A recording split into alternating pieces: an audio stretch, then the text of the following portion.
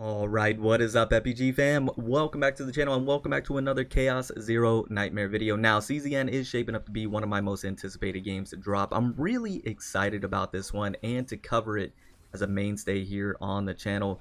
Now, there's a number of reasons why that is. I mean, the character designs are 10 out of 10. The animations are a chef's kiss. The world building, the horror aesthetics, all has my attention, right? But what also has my attention is the deck building aspect of this game. Really excited about that, and this is what I wanted to go ahead and talk about in today's video. Kind of break it down in terms of the deck building, what to know, as well as talk about the partners in this game, because I think that is very intriguing. Also, I think there's a lot of in-depth knowledge to know about it, as well as a lot of nuance in regards to it. So I wanted to go ahead and break it down for you today. I hope you do enjoy today's video. Go ahead and hop right into it. Now, massive shout out to Pridewin. I'm going to go ahead and link this in the description down below for you to check out on your own if you want to.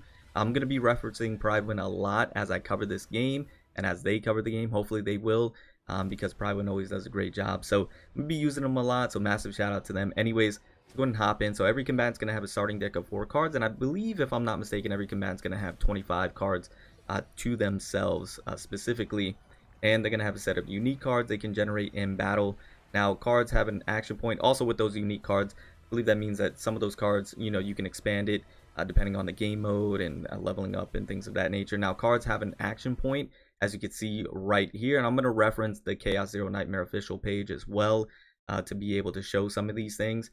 But you can see 1 point for these cards here. Now, some characters like Mika, for example, a lot of her cards have 0. Not a lot.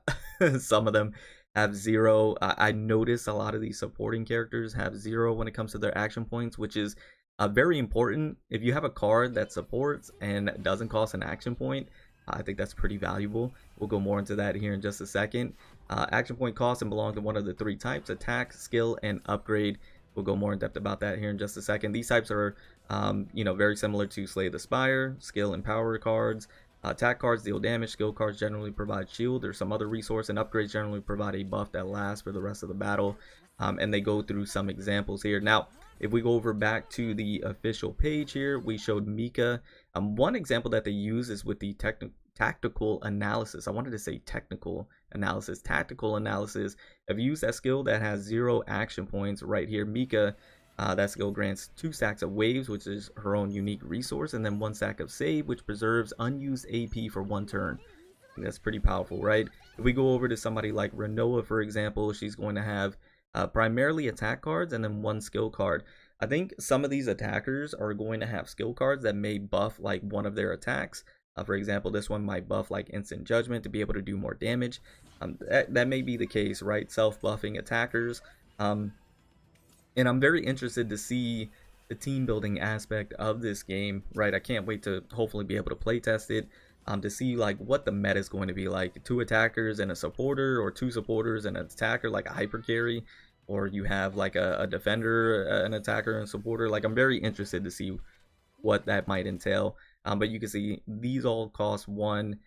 If we go over to, let's say, somebody, for example, like a pure supporter like Veronica here, just straight up upgrade and skill cards, right? Now, I think this is going to be incredibly important to have a character like this. I think Veronica's going to be strong as what appears to be a supporter, right? I don't see any attack associated with her, so I'm just going to assume she's a supporter that's supporting in what could be a myriad of different ways, right? She could be supporting with a shield. She could be supporting with not using any action points. She could be supporting with providing action points, right? Or even ego points, or providing, more damage to ultimates and stuff like that. Like, there's a lot that can happen here. And then you got to think about characters that they release in the future. Obviously, they're all going to be better. They have to be. And what they're going to be able to do, right? It's going to be all very, very interesting to see. And that's what has me so excited about this game as well, is that it's going to be so brand new for everybody, and we're all going to be learning together. It's going to be a great time. Magna is another one. Crystallization upgrade grants her 1 stack counterattack at the start of each turn. If we go over to Magna right here, I believe this is her. Yep, the Crystallization's an upgrade card, right? That can benefit. It's gonna be very, very cool, right? I'm very excited about that.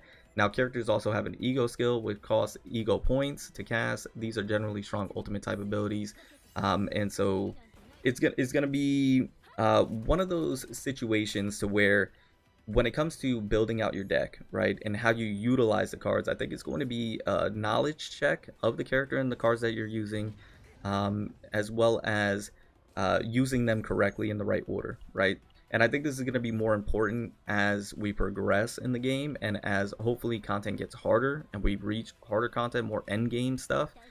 Which I'm hoping, one of my wishes for this game is that they do have content that everybody can clear, but I do hope that they do have end game content that's incredibly difficult to clear. That is, once again, a knowledge check to where you have to know your character, you have to know the cards, and you need to know which card to play first in order to get the most optimal benefits, right? Playing them in a specific order, right? You want to play the buffing card that's going to buff the damage card that you're going to use and not do it in reverse. Things of that nature, right? And it get more technical as the game progresses.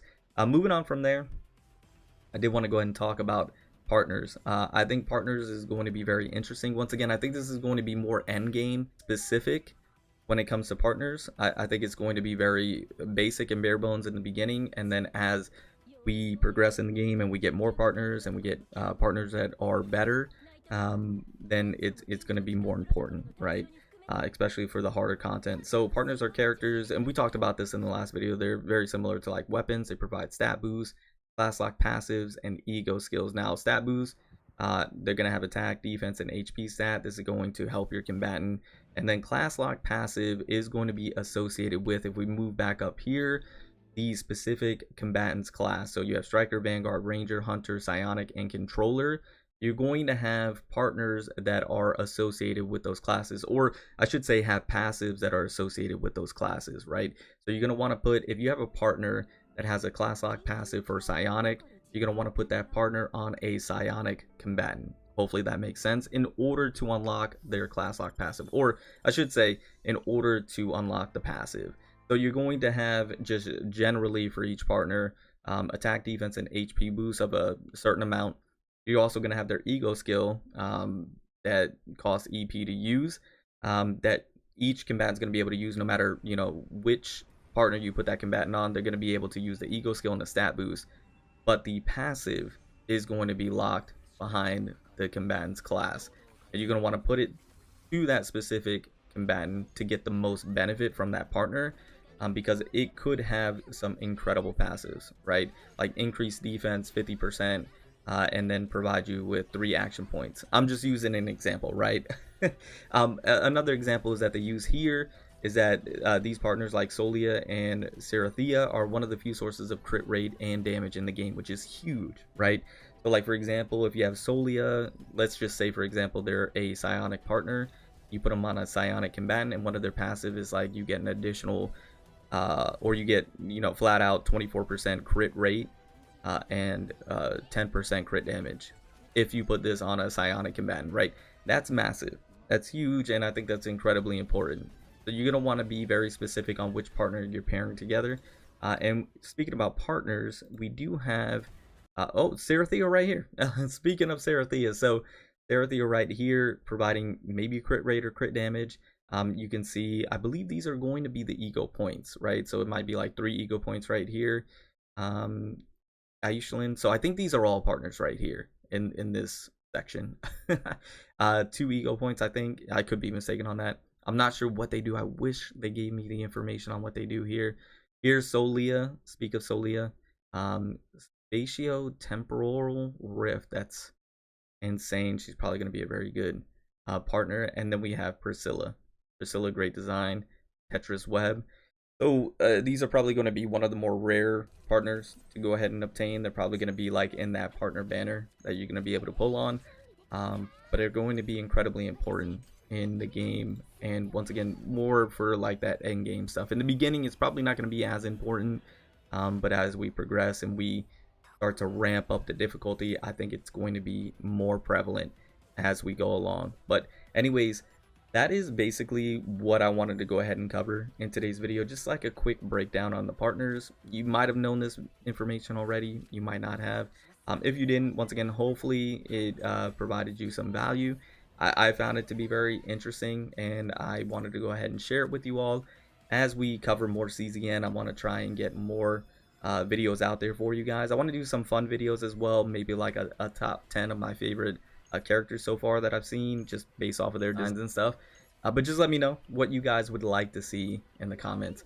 And I'm very excited for this game and to cover it. But I'm going to go ahead and get on out of here. I think it's been long enough. Remember to stand out, be different, have fun, go further beyond in everything that you do. My name's Cody. Call me further. I'll see you all in the next one. Bye, guys.